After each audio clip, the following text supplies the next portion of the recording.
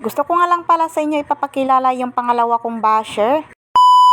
So hello mga Mars, sumaayong adlaw diha ninyong tanan no. Para sa mga wala nakabalo gahapon na diay nga video, so wala may laing mabuhat, so mauni na milo ang ako ang pares. Kay adlaw Domingo man, so walay trabaho sila, so mauni, so namuklas na lang siya sa mga nilabahan dito sa gawas, so namilo na lang dayon mi og gitabangan na lang pud nako siya og pamilo. So inani di ay ni ka responsible ang ako ang pares, so wala jud ko na sayo pagpili. Charis. So mintras nga tulog paning ako ang BBC diri sa duyanan, so muning nitabang ko niya og pamilo diring dapita. Pero sa tinuod ni mata na gid baya ni siya, pero wala lang siya nagsaba-saba, na lang siya sa duyanan. So nahuman na day ni og pamilya ang ako ang pare, sumuni nagsugod na siya og pang-arrange sa mga sanina sa bata. So gitabangan na lang po nako siya og arrange. So ayaw na lang ninyo pansina ang ako ang OOTD for this video. So kay nahuman naman ni og pang-arrange ang ako ang pare sa iyahang mga sanina. So sa ako ang mga sanina, ako lang ang nang-arrange, din ako lang pud ang nang-arrange sa mga sanina sa bata. So namilo na pud siya og balik, igipangkuha niya ang iyang mga sanina dito sulod sa drawer kay lagi mga gubot na. Kay mauman lagi ning sakit sa Pinoy nga inig-ilis, hala sige panghabwa la pamili og sanina, si hantod sa sige pamili og sanina nangagubot na hinuon ang atong gipang-arrange. So niawat na lang pud ko niya nga gipang-arrange na kog utro ang ako ang mga sanina diri sulod sa drawer kay lagi grabe nagjud kagubot. So sa dihang ni mata na ang ako ang BBC so ako na lang ning gipadidi kay gigutom na pud ni siya kay medyo na nagtisngi-tisngi sa duyanan. So before nako humanon ang ako ang video, so naa pa di ay ko ipailaila sa inyo nga akong ikaduhang basher. Ambot lang wako kabalo kung basher bagi nako niya siya, so alangan naman kung secret admirer nako, di ba?